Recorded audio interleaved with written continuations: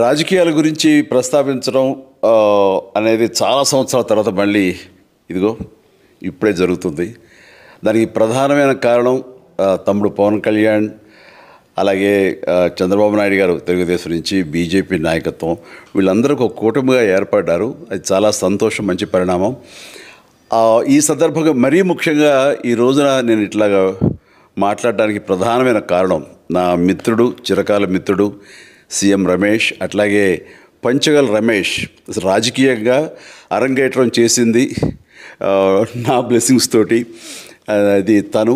అలాంటి Panchagal Ramesh and CM Ramesh గారు వీరు నాకు కావలసిన వాళ్ళు ఇద్దరు కూడాను అనకాపల్లి కాన్స్టిట్యున్సీలో ఎంపీ క్యాండిడేట్గా, అలాగే పెందుర్తి ఎమ్మెల్యే క్యాండిడేట్గా వీరు నిలబడటం అన్నది నాకు చాలా సంతోషంగా ఉంది. ఎందుకంటే ఇద్దరు చాలా మంచి వాళ్ళే కాకుండా సమర్థవంతులు.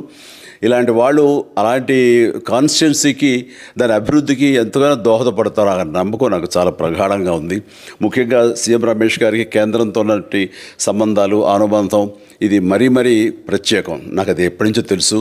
వారి గురించి నేను వింటూనే ఉన్నాను, చూస్తూనే ఉన్నాను.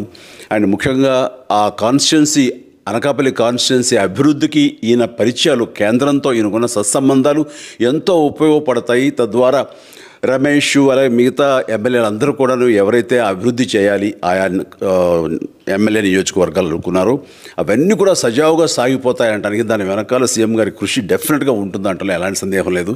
అండ్ వీరి నాయకత్వంలో మిగతా వాళ్ళ ఎమ్మెల్యేలు అందరూ కూడాను కలిసికట్టుగా అనకాపల్లి అభివృద్ధికి ఎంతగానో దోహదపడతారు అండ్ రిజల్ట్ చూపిస్తారన్న ప్రగాఢ విశ్వాసం ఉంది. కాబట్టి వీళ్ళిద్దరి గురించి ఈరోజు ప్రస్తావిస్తున్నాను. మీ అందరి ఆశీస్సులు వీళ్ళకి ఉంటాయని ప్రగాఢంగా నమ్ముతూ సెలవు తీసుకుంటున్నాను. ప్లీజ్ వారిని గెలిపించండి. అనకాపల్లి